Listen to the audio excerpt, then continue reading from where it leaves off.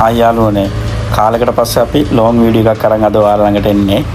අපි ඇත්තටම ඉස්සලාම තෑන්ක්ස් කරන්න ඕනේ. අපි 10000 subscribers ටාගට් එක achieve කරා. ඇත්තටම ඒකට ඕගොල්ලන්ට ගොඩක් තෑන්ක්ස්. මොකද අපි මේ දවස් කීපෙම ඕගොල්ලෝ ළඟට ආවේ ෂෝට් වීඩියෝස් අරගෙන.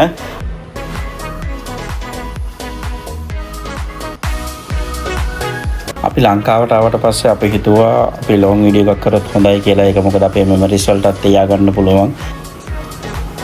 මොකද අපි YouTube channel එකක් කරන නිසා ඒක අපේ මෙමරිස් වල තියාගන්න ඕනකමක් අපිට ගොඩක්ම තිබ්බා. අපි ඉස්සලාම යන්න plan කරේ බබා නුවර මාලිගාව වඳින්න නේද? ඔයා කොහොමත් ආසයිනේ නුවර යන්න. ඔව් ඉතින් මම විතරක් නෙමෙයි නුවර යන්න කවුරුත් ආසයි. ඒ නුවර තියෙන සුන්දරත්වය, ඒ තියෙන climate එක ඇත්තටම පිටරටකින් ඉඳන් අපි ආවට පස්සේ තමයි ඒක තේරෙන්නේ. ඒ නිසා තමයි අපි නුවර යන්න තියෙන හොඳම ලස්සනම පාර තෝරගත්තේ ට්‍රේන් එකේ යන්න.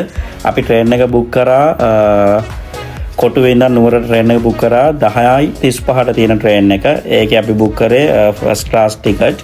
ඒක ඇත්තටම හොඳ ෆැසිලිටි තියෙන පෙට්ටියක් ට්‍රේන් එකේ. ඒකේ ගොඩක්ම ගිය ෆොරිනර්ස්ලා ඕගොල්ලන්ට උනත් ඒක ඔන්ලයින් බුක් කරගන්න පුළුවන්. හැබැයි මාසෙකට කලින්. මේ ට්‍රේන් එක කොටුවෙන් පිටත් උනේ උදේ 10:35ට. ඒක කොහොම හරි නුවරට යද්දී අපි 2:10 වගේ වුණා. හරි ටයිමින් වල ට්‍රේන් එක යනවා. ඕගොල්ලන්ට උනත් මේක බුක් කරගන්න ලේසි. හැබැයි මාසෙකට කලින් ඕගොල්ලෝ ට්‍රේන් එක බුක් කරගන්න ඕනේ. මේකේ තියෙන ෆැසිලිටි ඉතින් හොඳයි. ඇත්තටම වොෂ්රූම් එහෙම යම් කිසි ප්‍රමාණයකට තියෙනවා. හොඳයි ඒක. අපි අර බලාපොරොත්තු වෙන 100%ක් නැති වුණත් හොඳ ප්‍රමාණයක් යම් ප්‍රමාණයකට තියෙනවා. ඕගොල්ලන්ට ඉතින් මේ වීඩියෝ එකේ ඉස්සරහට අපිත් එක්ක එකතු වෙලා හිටියොත් නුවර යද්දී ට්‍රේන් එකේ අපි දැකපු ලස්සන තැන් කීපයක් ඕගොල්ලන්ට මේ වීඩියෝ එකෙන් බලන්න පුළුවන්.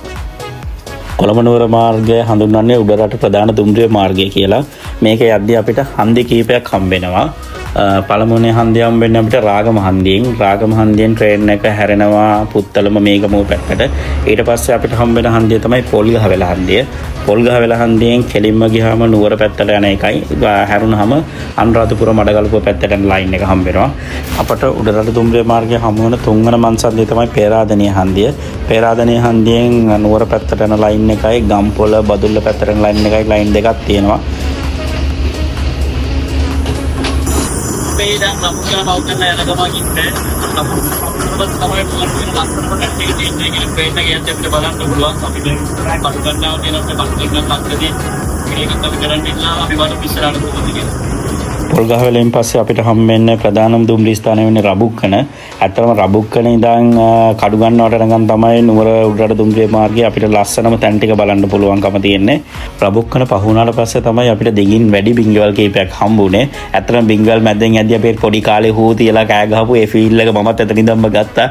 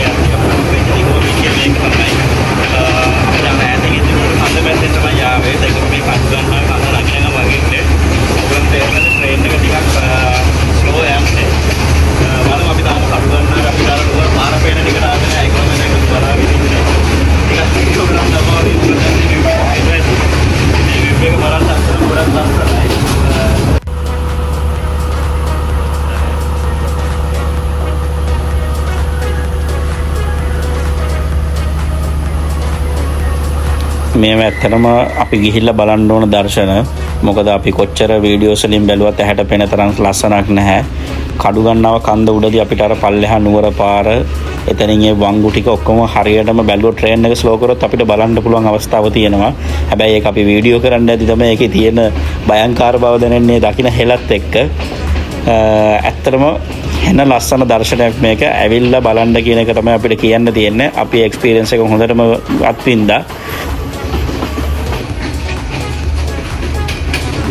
ඇත්තටම ඔයාලා මේ දැන් දකින්නේ නුවර දුම්රිය මාර්ගයේ කඩු ගන්නව කන්ද තරණය කරන විදිහ තමයි. මේ කන්ද තරණය කරද්දී දකින්න දර්ශනය ඇත්තටම ඇසට මාර මනරම් දර්ශනයක්. ඈතින් කඳු පන්ති පල්ලෙහා හෙළ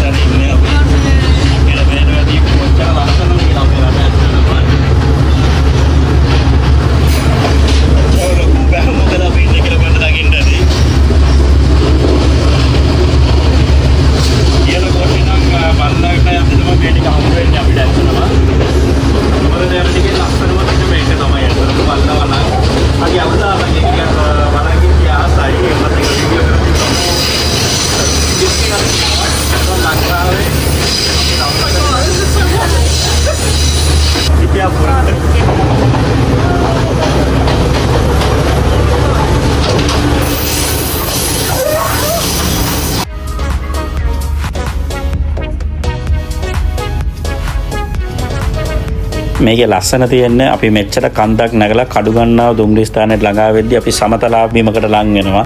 ඒ කියන්නේ නුවර කොළඹ ප්‍රධාන මාර්ගයයි කඩුගන්නාව දුම්රිය ස්ථානයයි දෙකම අපිට සමාන්තරව දැක ගන්න පුළුවන්. තවත් දෙයක් තියෙනවා කඩුගන්නාව දුම්රිය ස්ථානයේ තියෙනවා දුම්රිය කෞතුකාගාරයක්. අපිට නම් එතනට යන්න බැරි වුණා. ඕගලන්ට පුළුවන් නම් යන්න කියලා ආරාධනා කරනවා. මොකද එතනත් අපිට දුම්රිය ඉතිහාසය ගැන යම්කිසි තොරතුරක් දැනගන්න පුළුවන් අවස්ථාවක් තියෙනවා.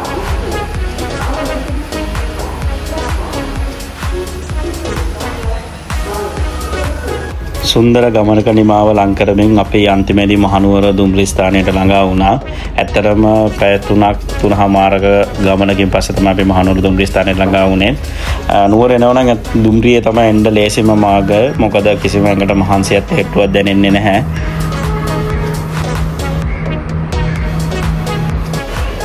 අපි ඉතින් ඔයාලටත් ආරාධනා කරනවා නුවර එනවා නම් සංචාරය කරනවා නම් දුම්රිය එන්න එක නැවුම් අත්දැකීමක් වෙයි ඕගලන්ට. මොකද කොච්චර අපි කෝච්චිය ආවත් අපිට ගන්න ෆීලින් එක එක්ස්පීරියන්ස් එක ඇති වෙයි කියලා මම නම් හිතන්නේ නැහැ.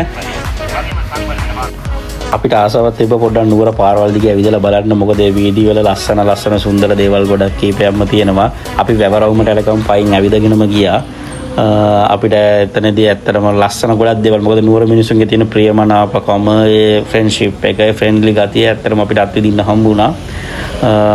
ඕගොල්ලෝ නුවර ඇවිල්ලා ඇති එක විදිහවලට අපේ වීඩියෝ එකක් බලලා ඕගොල්ලොත් කමෙන්ට් එකක් දාන්න. ඕගොල්ලෝ නුවර එන්න කැමතිම විදිහ කෝච්චියේද බස් එකේද කියලා.